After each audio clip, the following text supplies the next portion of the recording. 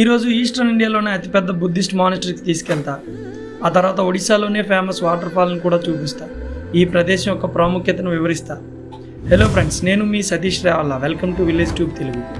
ఇలాంటి ప్రదేశాన్ని చూడడానికి మనం ఇప్పుడు టిబెట్ లేదా భూటాన్ వెళ్లాల్సిన పని లేదు. మన శ్రీకాకుళం దగ్గరలో ఉన్న అద్భుతమైన ప్రదేశం ఉంది. ఇక్కడ చాలా ప్రశాంతమైన వాతావరణం ఉంటుంది. దీన్ని జిరాంగ్ అని పిలుస్తారు. 1959 చైనా దాడి సమయంలో 14వ దలైలామాతో సహా 85,000 మంది టిబెట్ ప్రజలకు భారత్ ఆశ్రయం కల్పించింది. వారు దేశంలో 6 ప్రధాన శిబిరాలు నిర్మించగా అందులో జిరాంగ్ ఒకటి. జిరాంగ్లో నివసించే టిబెట్ శరణార్థులు ఈ ప్రదేశాన్ని ఫుంట్ స్లోకింగ్ అని పిలుస్తారు.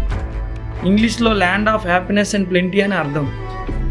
నిజంగా ఇక్కడ ప్లెంటీ ఆఫ్ హ్యాపీనెస్ ఉంటుందని వారి నమ్మకం.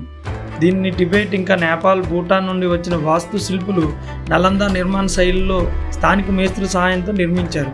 ఇక్కడికి వెళ్ళే సందర్శకులు కూడా బౌద్ధ మత సాంప్రదాయ దుస్తులు ధరించి వారి ఆహారాన్ని తిని ఆస్వాదించవచ్చు.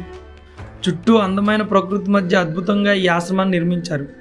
ఇంతటి గొప్ప ఆధ్యాత్మిక కేంద్రంలో ఒక్కరోజు గడిపినా అది మనకి జీవితంలో మర్చిపోలేనిది అవుతుంది.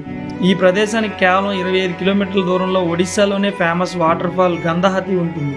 70 అడుగుల ఎత్తు నుండి జాలువారే ఈ జలపాతాన్ని చూడడానికి అధిక సంఖ్యలో సందర్శకులు వస్తూ ఉంటారు.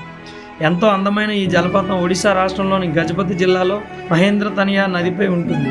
మరెందుకు ఆలస్యం, మీరు ఒకసారి సందర్శించేయండి.